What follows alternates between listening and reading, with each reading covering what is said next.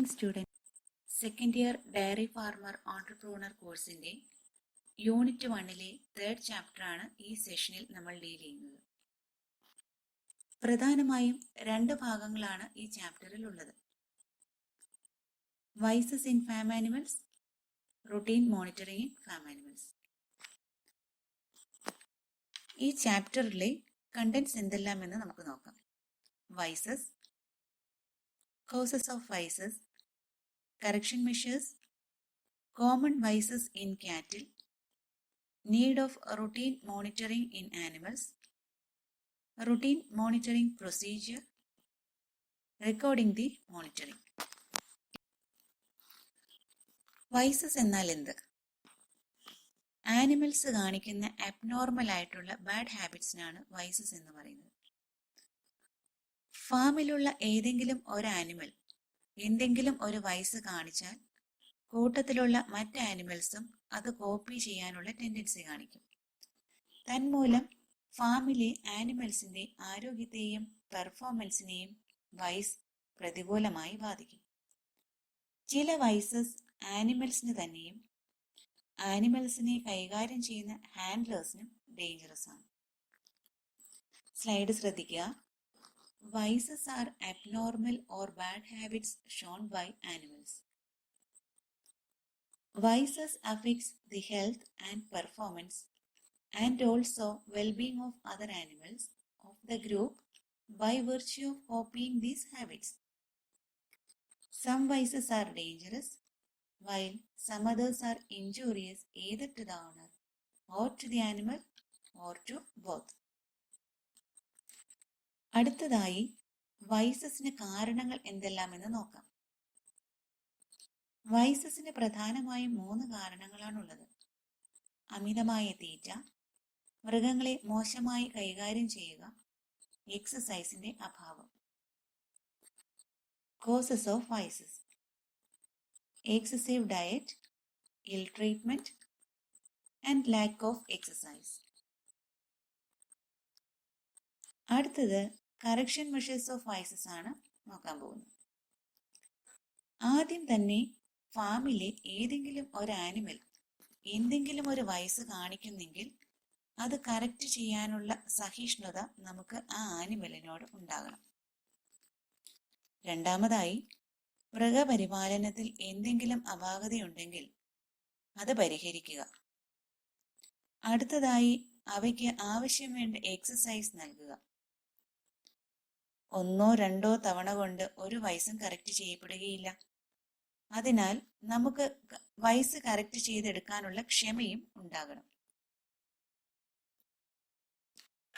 Correction measures: have pity on animal, adopt good management routine, provide enough work and exercise, keep patience while correcting vice.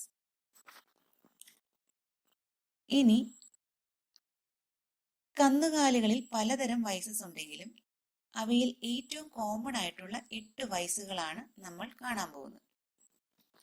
I rolling, tongue rolling, licking and eating on hair, sucking and eating solid objects, intersucking by calves, intersucking by adult animals, kicking and butting. First one is eye rolling. Eye rolling എന്നാൽ എന്ത്? കൺമുൻപിൽ പ്രത്യേകിച്ച് വസ്തുക്കൾ ഒന്നുമില്ലാതെ തന്നെ animal തന്റെ കണ്ണ് ഓർബിറ്റിനുള്ളിലിട്ട് കറക്കുന്നു. ഇതാണ് I rolling. അഴിച്ചുവിടാതെ കൂടുകളിൽ തന്നെ കെട്ടിയിട്ട് വളർത്തുന്ന കിടാങ്ങളിലാണ് ഈ വൈസ് കൂടുതലായും കാണപ്പെടുന്നത്. ഇവയെ അഴിച്ചുവിട്ട് വളർത്തുന്നത് വഴി കുറെയൊക്കെ ഈ വൈസ് നമുക്ക് പരിഹരിക്കാം. സ്ലൈഡ് ശ്രദ്ധിക്കുക. I rolling: The eyes are moved around in the orbit at a time when no visible object is present. Normally seen in calves confined in crates and stand immobile for extended period. Control method include free movement. അടുത്ത വൈസാണ് tongue rolling. വായിൽ തീറ്റയൊന്നുമില്ലാതെ animal തന്റെ നാവ് പുറത്തോട്ട് നീട്ടി അകത്തോട്ട് ചുരുട്ടുകയും നിവർത്തുകയും ചെയ്യുന്ന വയസ്സാണിത്. ഏത് പ്രായത്തിലും ഇനത്തിലും പെട്ട ആനിമൽസിൽ ഇത് കാണപ്പെടുമെങ്കിലും ബ്രൗൺ സീസ് ഇനത്തിൽപ്പെട്ടവയിലാണ് ഇത് കൂടുതലായി ഉണ്ടാവാറുള്ളത്. തീറ്റയ്ക്ക് തൊട്ട് മുൻപും തൊട്ട് പിൻപുമാണ് ടങ് റോളിംഗ് കാണിക്കുന്നത്. സ്ലൈഡ് ശ്രദ്ധിക്കുക. Tongue rolling. The tongue is extruded from the mouth and moved by curling and uncurling outside and inside the mouth with no solid material present. Occur in all ages and breeds. Brown Swiss breed exhibit most frequently. Most common immediately before and after feeding. Tongue റോളിംഗിന്റെ കാരണങ്ങൾ പ്രധാനമായും പാരമ്പര്യം, കെട്ടിയിട്ട് വളർത്തൽ, തീറ്റയിലെ പുല്ലിന്റെയും വൈക്കോലിന്റെയും മറ്റും കുറവ് എന്നിവയാണ്. ഇത് നമുക്ക് എങ്ങനെ കൺട്രോൾ ചെയ്യാം? ആനിമലിന്റെ തീറ്റയിൽ സോൾട്ട് മിക്സർ ഉൾപ്പെടുത്തുക. അവയ്ക്ക് ഫ്രീ മൂവ്മെന്റ് നൽകുക. ഇതുവഴി നമുക്ക് ഒരു പരിധി വരെ ടങ് റോളിംഗ് തടയാം. കൂട്ടത്തിലുള്ള മറ്റ് ആനിമൽസ് ടങ് റോളിംഗ് കോപ്പി ചെയ്യുന്നതിന് സാധ്യതയുള്ളതിനാൽ ടങ് റോളിംഗ് വൈസ് കാണിക്കുന്ന ആനിമൽസിനെ ഐസൊലേറ്റ് ചെയ്യുന്നതാണ് നല്ലത്. കൂടാതെ ടങ് റോളിംഗിന് ഒരു പാരമ്പര്യ ഘടകം ഉള്ളതുകൊണ്ട് ഈ വൈസ് കാണിക്കുന്ന ആനിമൽസിനെ കഴിയുന്നതും ബ്രീഡിങ്ങിനായി ഉപയോഗിക്കാതിരിക്കുക. Causes may be hereditary, continuous confinement, and feeding low roughage.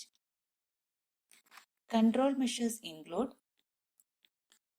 dietary inclusion of salt mixture, free movement, isolation of affected animals. Tongue rolling cattle should not be used for breeding.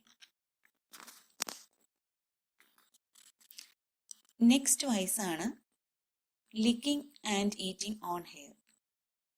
Early weaning നടത്തിയ കാവ്സിലും അതുപോലെ തന്നെ ഒറ്റയ്ക്കൊറ്റയ്ക്ക് കെട്ടിയിട്ട് വളർത്തുന്ന കാവ്സിലും കാണപ്പെടുന്ന ഒരു വയസ്സാണിത്. സ്വന്തം ശരീരം ലിക്ക് ചെയ്യുന്നത് വഴി ധാരാളം രോമം അവയുടെ ഉള്ളിൽ ചെല്ലുകയും റൂമനിൽ വെച്ച് ഈ രോമമെല്ലാം ചേർന്ന് ഒരു ഹെയർ ബോൾ അല്ലെങ്കിൽ ബെസവാർ ഫോം ചെയ്യുകയും ചെയ്യുന്നു. ഈ ബെസവാർ പിന്നീട് ബ്ലോക്ക് ഉണ്ടാകാനും അതുവഴി പല ആരോഗ്യ പ്രശ്നങ്ങൾക്കും കാരണമാവുകയും ചെയ്യും. licking and eating on hair. Many young calves housed in individual crates, early weaning leads to licking those parts of their bodies which they can reach. This results in ingestion of large quantities of hair which aggregates into hairballs or bezoars in the rumen. This vice is more common in calves moved from individual pen to group housing. അടുത്ത ഒരു വയസ്സാണ് sucking or eating solid objects. Wean ചെയ്ത ഉടനെയുള്ള കാവ്സിൽ കണ്ടുവരുന്ന ഒരു വയസ്സാണിത്. തൊഴുത്തിലെ ഭിത്തിയിലും മറ്റ് solid ആയിട്ടുള്ള ഭാഗങ്ങളിലും പോയി ലിക്ക് ചെയ്യുക. വുഡൻ സർഫസിൽ ക്രിസോട്ട് പെയിന്റിംഗ് നടത്തുക വഴി ഒരു പരിധിവരെ നമുക്ക് ഈ വയസ്സ് തടയാം. കൂടാതെ കാവ്സിന് അവയുടെ തീറ്റിൽ ഗുഡ് ക്വാളിറ്റി കോൺസെൻട്രേറ്റും റഫേജും ഉൾപ്പെടുത്തുക. Sucking and eating solid objects. Recently weaned calves will often suck and lick the walls and bars of their pen. This can be controlled by regular creosote painting of wood surface. Feeding good quality concentrate and roughage will minimize the incidence. Next one is intersucking by calves. ജനിച്ച ഉടൻ തന്നെ group ചെയ്യുന്ന കാവ്സിലും വീൻ ചെയ്ത ഉടനെ തന്നെ group house ചെയ്യുന്ന കാവ്സിലും പുതിയതായി വാങ്ങിക്കൊണ്ടുവരുന്ന കാഫിനെ group ഹൗസിലേക്ക് ഇടുന്ന കേസുകളിലുമാണ് ഈ വൈസ് കോമൺ ആയിട്ട് കാണുന്നത്. ഇത് കൂടാതെ ബക്കറ്റിൽ തീറ്റ നൽകി വളർത്തുന്ന ബക്കറ്റ് ഫെഡ് ആയിട്ടുള്ള കാവ്സിലും ഈ ഇന്റർസെക്കിംഗ് കാണപ്പെടാറുണ്ട്.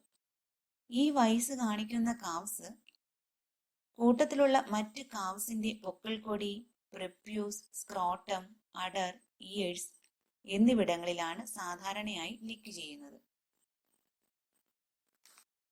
Intersucking by calves. Calves separated from their mothers suck and lick at their own bodies, at objects in their pens, and at parts of the bodies of other calves. It is observed in dairy calves where calves are bucket fed, grouped shortly after birth, and where purchased calves are kept in groups. They commonly suck on the navel, prepuce, scrotum, udder, and ears of other animals. Intersucking by calves എങ്ങനെയൊക്കെ നമുക്ക് control ചെയ്യാം? കാവ്സിന്റെ തീറ്റ സമയം കൂട്ടുക, അവയുടെ തീറ്റയിൽ റഫേജിന്റെ അളവ് കൂട്ടുക, തീറ്റ കഴിഞ്ഞ ഉടൻ തന്നെ കാവ്സിനെ സെപ്പറേറ്റ് ചെയ്യുക, കഴിയുന്നതും 4 ആഴ്ച പ്രായമാകുന്നത് വരെ കാവ്സിനെ ഗ്രൂപ്പ് ഹൗസ് ചെയ്യാതിരിക്കുക. സ്ലൈഡ് ശ്രദ്ധിക്കുക. Control measures for intersucking by calves: prolong the feeding time, increase the provision of roughage, separating the calves after feeding, delay grouping the calves until they are more than 4 weeks of age. ഇനി നമുക്ക് മറ്റൊരു വയസ്സ് കാണാം. Intersucking or milk sucking by adult animals. ഒരു ഫാമിലുള്ള ഒരു പശു അല്ലെങ്കിൽ ഒരു ബുൾ അതേ ഗ്രൂപ്പിൽപ്പെട്ട പാല് ചുരത്തുന്ന മറ്റൊരു പശുവിന്റെ അകടിൽ നിന്ന് പാല് സക്ക് ചെയ്ത് കുടിക്കുന്ന വയസ്സാണിത്. തന്മൂലം ആ ഫാമിലെ മിൽക്ക് ഈൽഡ് കുത്തനെ കുറയുകയും ടീറ്റിന് ഡാമേജ് ഉണ്ടാവുകയും ചെയ്യുന്നു. പ്രോപ്പർ ഫീഡിങ് വഴിയും ഹേർഡ് സൂപ്പർവിഷൻ വഴിയും ഈ വയസ്സ് നമുക്ക് കുറയ്ക്കാം. Intersucking or milk sucking by adult animals. This behavior involves a cow or bull sucking milk from the udder of a cow. Cattle suck milk from herd mates and choose the same lactating animal. This vice may lead to loss of milk yield and damage to teat. Proper feeding management and herd supervision can minimize such incidents. Next one is kicking. വളരെ common ആയിട്ടുള്ള ഒരു വയസ്സാണിത്. പലപ്പോഴും പാല് കറക്കാൻ വരുമ്പോഴാണ് animals ഈ വയസ്സ് കാണിക്കുന്നത്. സത്യത്തിൽ അവയുടെ ഭയത്തിൽ നിന്നുണ്ടാകുന്ന ഒരു സെൽഫ് ഡിഫെൻസ് മെക്കാനിസമാണ് കിക്കിംഗ്. ആന്റി കിക്കിംഗ് സ്ട്രാപ്പ് ഉപയോഗിച്ചോ മിൽക്ക്മാൻസ് റോപ്പ് അപ്ലൈ ചെയ്തോ നമുക്ക് കിക്കിംഗ് തടയാം. ബുൾസിൽ നമുക്ക് ബിഗ് റോപ്പ് മെത്തേഡ് ഉപയോഗിച്ച് അവയെ കൺട്രോൾ ചെയ്യാം. Kicking, act of self defence due to fear. This vice can be controlled during milking with the help of anti-kicking straps applied above the hock. Bulls by big rope method. Last one is butting. കന്നുകാലികളുടെ ഇടയിലുള്ള വളരെ serious ആയിട്ടുള്ള ഒരു bad habit ആണ് butting. കൊമ്പ് ഉപയോഗിച്ച് മറ്റ് ആനിമൽസിനെയോ മനുഷ്യരെ തന്നെയോ കുത്തി വീഴ്ത്തുന്നതാണ് ബട്ടിംഗ്. ഇത് തടയാനായി പലരും ഡീഹോണിങ്ങും ഡിസ്ബഡിങ്ങും എല്ലാം നടത്താറുണ്ട്. Butting, hurting other animal or human being with horns. It is a serious bad habit of cattle. ഇനി ഈ സെഷനിലെ പ്രാക്ടിക്കൽ വർക്കായി നിങ്ങളുടെ അടുത്തുള്ള ഒരു ഫാം വിസിറ്റ് ചെയ്ത് അവിടെയുള്ള ആനിമൽസ് ഏതെങ്കിലും തരത്തിലുള്ള വയസ്സ് കാണിക്കുന്നുണ്ടോ എന്ന് ഉടമസ്ഥനോട് ചോദിച്ച് മനസ്സിലാക്കുകയും കണ്ട് മനസ്സിലാക്കുകയും ഒരു നോട്ട് പ്രിപ്പയർ ചെയ്യുകയും ചെയ്യുക.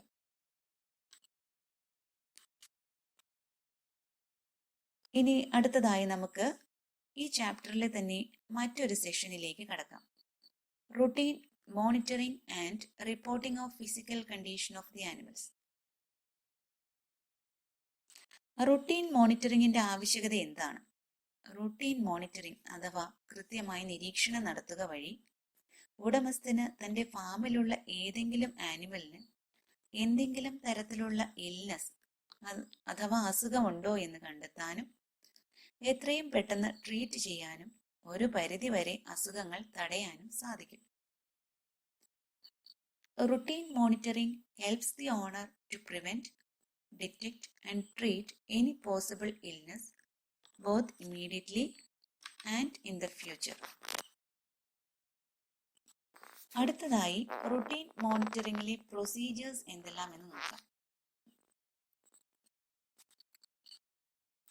റുട്ടീൻ മോണിറ്ററിംഗ് പ്രൊസീജിയേഴ്സ് എന്ന് പറയുമ്പോൾ ഒരു ഫാമിൽ നാം ഡെയിലി ചെയ്യേണ്ടതും വീക്ക്ലി ചെയ്യേണ്ടതും മന്ത്ലി ചെയ്യേണ്ടതും ഇയർലി ഹാഫ് ഇയർലി ചെയ്യേണ്ടതുമായിട്ടുള്ള കാര്യങ്ങൾ അടങ്ങിയിരിക്കുന്നു. അവ ഏതെല്ലാം എന്ന് നമുക്ക് നോക്കാം. ആദ്യം തന്നെ ആനിമലിന്റെ കെയർ ടേക്കറിന് ആനിമലിന് എന്തെങ്കിലും തരത്തിലുള്ള അസുഖത്തിന്റെ ലക്ഷണം കാണിച്ചാൽ അത് ഏത് അസുഖത്തിന്റെ ലക്ഷണമാണെന്ന് തിരിച്ചറിയാൻ സാധിക്കണം. ഉദാഹരണം, രാവിലെ പാല് കറക്കാൻ പോയപ്പോൾ കിട്ടിയ പാലിൽ ഫ്ലേക്സ്, ചിലപ്പോൾ നിറവ്യത്യാസം, അങ്ങനെ എന്തെങ്കിലും ശ്രദ്ധയിൽപ്പെടുകയോ അകിടിന് വീക്കം അല്ലെങ്കിൽ നീര് ഇതെന്തെങ്കിലും ശ്രദ്ധയിൽപ്പെടുകയോ ചെയ്താൽ ആനിമലിന് അകിട് വീക്കത്തിന്റെ ലക്ഷണങ്ങളാണെന്ന് തിരിച്ചറിയാൻ കെയർ ടേക്കറിന് സാധിക്കണം.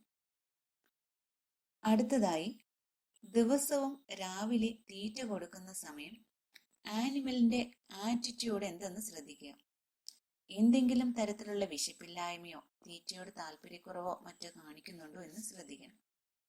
ഏതെങ്കിലും കാരണവശാൽ ഡയേറിയയോ അബ്നോർമൽ യൂറിനോ മൂക്കിൽ നിന്നോ വായിൽ നിന്നോ വജീനയിൽ നിന്നോ എന്തെങ്കിലും തരത്തിലുള്ള നോർമലായിട്ടോ ഉള്ള ഡിസ്ചാർജുകൾ ഉണ്ടോ എന്ന് ശ്രദ്ധിക്കണം. ഉണ്ടെങ്കിൽ ഡീറ്റെയിൽഡ് എക്സാമിനേഷൻ ആനിമലിനെ വിധേയമാക്കുക. ആഴ്ചതോറും ആനിമലിന്റെ വെയിറ്റ് ചെക്ക് ചെയ്യുന്നത് നല്ലതാണ്. മാസത്തിലൊരിക്കലെങ്കിലും വെയിറ്റ് ഉൾപ്പെടെ കംപ്ലീറ്റ് ഫിസിക്കൽ എക്സാമിനേഷൻ നടത്തുകയും ബോഡി കണ്ടീഷൻ സ്കോർ എടുക്കുകയും വേണം. ഹേർഡിലെ ഏതെങ്കിലും ഒരു ആനിമൽ എന്തെങ്കിലും തരത്തിലുള്ള ഒരു പകർച്ചവ്യാധി, ഉദാഹരണം കുളമ്പ് രോഗം, ഇവയുടെ ലക്ഷണം കാണിച്ചാൽ അവരെ മറ്റുള്ളവയിൽ നിന്ന് ഐസൊലേറ്റ് ചെയ്യുകയും അവയ്ക്ക് വേണ്ട ട്രീറ്റ്മെന്റ് നൽകുകയും ചെയ്യണം. വർഷത്തിൽ 2 തവണയെങ്കിലും വെറ്റിനറി സർജനെ കൊണ്ട് ഫാമിലെ എല്ലാ ആനിമൽസിനെയും പരിശോധിപ്പിക്കുക. Routine monitoring procedures include: provide training for the care staff to recognize clinical signs of disease. Observe the attitude of an animal prior to feeding in the morning on a daily basis and check for any inhabitants. If diarrhea, abnormal urine, vomit or mucus is observed, perform a careful physical examination. Weekly check the weight.